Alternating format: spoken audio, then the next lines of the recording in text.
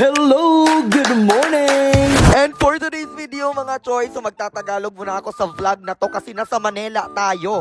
And matagal ko na tong pinapangandoy mga choy na makabili ako ng kondo dito sa Manila ba. And finally, ito na, isi-share ko na sa inyo. Siyempre, hindi na ako nagsaba sa inyo na bibili ako ng kondo kasi marami naman talagang mga evil eye dito na para bang gusto nila sila lang yung umangat sa buhay ba. Alam ko yung iba dyan mas excited pa sa akin na makita yung loob ng kondo ko. O ito na, iro-room tour ko na kayo. O diba, so niamag ang aking mata nung pinaandar ko na ang mga suga.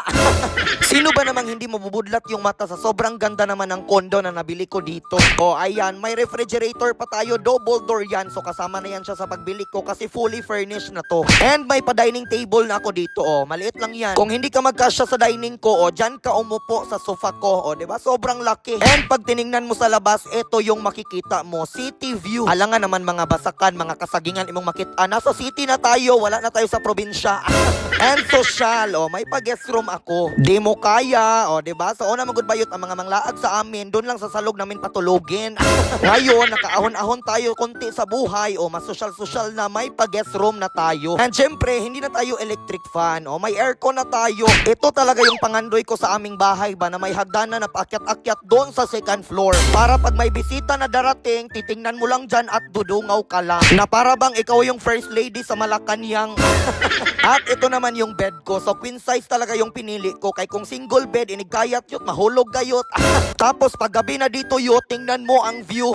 May sunset. Tapos makikita yung mga suga sa city light. Diba? Perfect view. At ang kinagandahan sa nabili kong kondo, meron siyang function hall. So kung gusto mo dyang mag-birthday, mag-celebrate ng kasal mo, dyan ka. 50 to 60 packs yung kasya. Huwag mo nang i-invite yung mga silingan mong libakon ka lang.